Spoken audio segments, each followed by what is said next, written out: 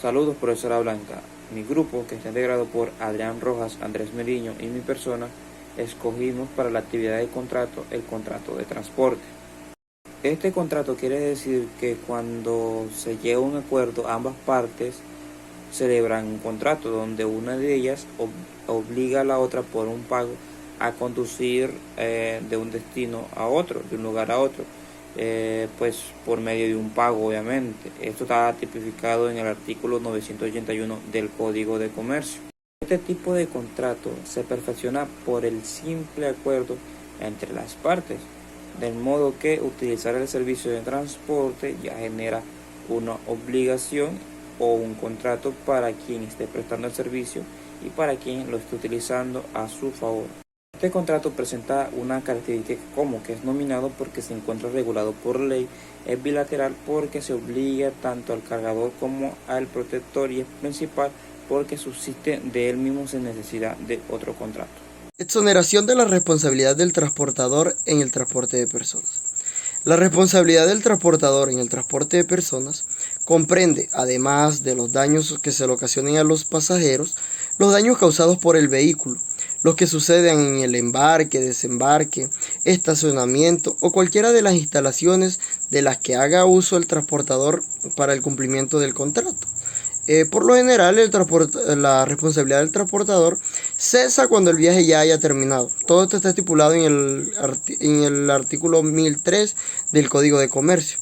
Bueno, por otro lado, también se le exonera de responsabilidad al transportador en los siguientes casos. Primero, cuando los daños sucedan por actuación exclusiva de terceras personas. Segundo, cuando los daños ocurran por fuerza mayor. Tercero, cuando los daños ocurran por exclusiva causa de un pasajero. Cuarto, cuando se averíen o se pierdan cosas que no hayan sido encomendadas al cuidado del transportador. Bueno, contrato del transporte de cosas. Cuando el objeto del transporte sean cosas, existirán dos partes que celebren el contrato: el transportador y el remitente.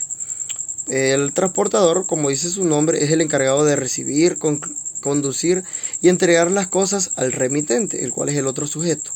Y es quien entrega las cosas para que sean conducidas por el transportador, ¿no?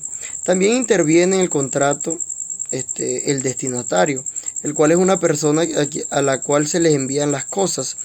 Según lo estipulado en el artículo 1008 del Código de Comercio, el destinatario solo entra a ser parte del contrato cuando acepta la cosa. Bueno, en algunos casos el remitente puede ser el mismo que el destinatario. Y por lo regido en el artículo 1010, el remitente debe suministrar la siguiente información. Número 1. Dirección y nombre del destinatario. El lugar de la entrega, naturaleza, valor, número, peso y características de la cosa. Y además informará sobre el embalaje de las cosas. Bueno, la información que debe suministrar el remitente debe ser suministrada por este sujeto más tardar al momento de la entrega, cuando se le entrega al, al transportador.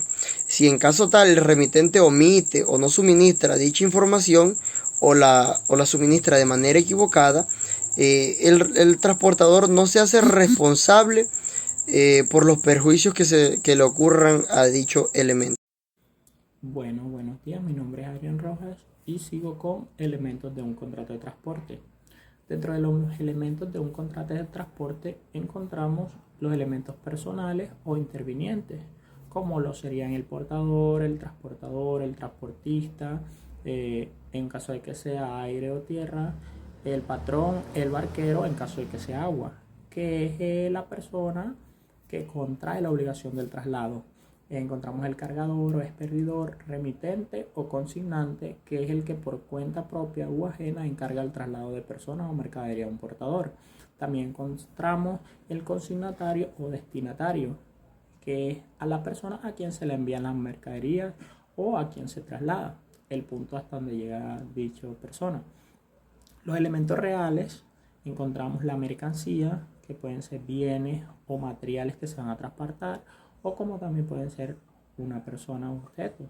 El monto o precio, que es la contraprestación económica que recibe el portador por realizar el servicio de transporte. Y luego encontramos los elementos formales. Dentro de los elementos formales encontramos que es el documento que refleja el contrato de transporte, y este varía según el medio de transporte. A su vez, el medio de transporte se elige en función de la mercancía o de la persona que se va a transportar. Dentro de este documento formal encontramos como datos importantes como son los datos del remitente y del destino, fecha y lugar, el número de mercancía y el tipo también que se va a enviar o a recibir en su defecto. Ahora pasamos a lo que son las obligaciones del transportador.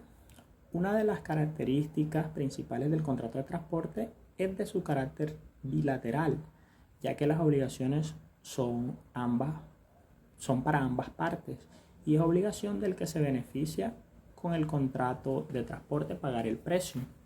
Respecto a las obligaciones del transportador, se encuentran consagradas en el artículo 982 del Código de Comercio, y son obligaciones a transportar las cosas o personas según lo estipule el contrato, dentro del término estipulado para ello, utilizar el método de transporte que hay establecido en el contrato.